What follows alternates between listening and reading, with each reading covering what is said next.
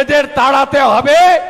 লোকসভাতে আপনারা জিতিয়ে দেন, আমি কথা দিয়ে যাচ্ছি, এই বিরোধী দলনেতা কথা দিচ্ছে, কয়েক মাসের মধ্যে পিসিআর ভাইপো এদের রাজ খতম করব, বাংলাতে খতম করব আমরা। আর মমতা ব্যানার্জিকে বলবেন, মেদিনীপুরে গদ্দার জন্মায় না। মেদিনীপুর না থাকলে দিদি থেকে দিদিমা হয়ে যেতেন, মুখ্যমন্ত্রী হতেন না। নন্দীগ্রামে 41 জন মরেছে, কোথায় ছিলেন আপনি? কালকে বলেছেন বাপ বেটা নন্দীগ্রামে ছিল না, আর আপনার মা বেটা আপনারা কোথায় ছিলেন যেদিন নেতাইতে ফুলকুমারী মাইতি, সরস্বতী ঘোড়াই, গীতালি যাদব, আরতি মন্ডল, সৌরভ ঘোড়াই, শ্যামানন্দ ঘোড়াই, ধীরেন সেন, অরূপ পাত্রদের দেহ তুলেছিল, সেদিন শুভেন্দু অধিকারী তুলেছিল। আপনি কোথায় ছিলেন? আপনার মা বেটা কোথায় ছিলেন? কোথায় ছিলেন আপনারা?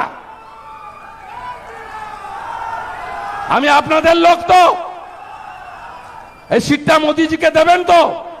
দেবেন তো? হাজার হাজার লাখ লাখ গরু প্রত্যেক দিন এরা পার করায়, একটা গরুতে 4000 টাকা নেয়। 2000 টাকা পুলিশ আর 2000 টাকা মাথা গুনে ভাইপোর কাছে পাঠায়। আপনারা এগুলোই পেয়েছেন, ধমক দিচ্ছে না 1000 টাকার ভাতা দি ভোট দিবিনি মানে? আরে ও ভাতা তোর বাপের টাকা, তোর পৈতৃক সম্পত্তি থেকে টাকা দিস। বিজেপি করুন, একজনের ভাতা যদি কাড়ে আমার কাছে বুঝে নেবেন। আর আমি সব জায়গায় বলেছি, বিশ্বাস করেন তো আপনাদের ঘরের ছেলেকে? বিশ্বাস করেন তো? বিপদের দিনে ছিলাম, বিশ্বাস করেন তো? 1000 নয় 3000 করে দেব। মারা অন্নপূর্ণা ভান্ডার, বার্ধক্য ভাতা, দিব্যাঙ্গ ভাতা, বিধবা ভাতা, লোকপ্রসাদ শিল্পী ভাতা, তফসিলি ভাতা, আদিবাসী জনজাতি ভাতা 3000 টাকা করে বিজেপি সরকার এলে আমরা দেব। বেসরা মহোদয়কে প্রার্থী করেছে কর্মী সমাজের নামে।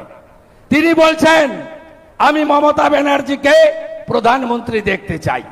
আরে বেসরা সাহেব, কি করে প্রধানমন্ত্রী মমতা ব্যানার্জি হবে? মোট আসন 543, লাগবে 272। মমতা ব্যানার্জি আর তার ভাইপো লড়ছে 45টাতে, 5টাও পাবে না। গরুর গাড়ির যেদিন হেডলাইট লাগবে আর স্যান্ডো গেঞ্জিতে বুক পকেট লাগবে, সেদিনই আপনার প্রধানমন্ত্রী মমতা ব্যানার্জি হবে। তার আগে হওয়ার কোনো চান্স নেই। আমরাই তো সরকার করব। এইবার 400 পার হবে। অলরেডি সুরাটে বিজেপি একটা সিট পেয়ে গেছে।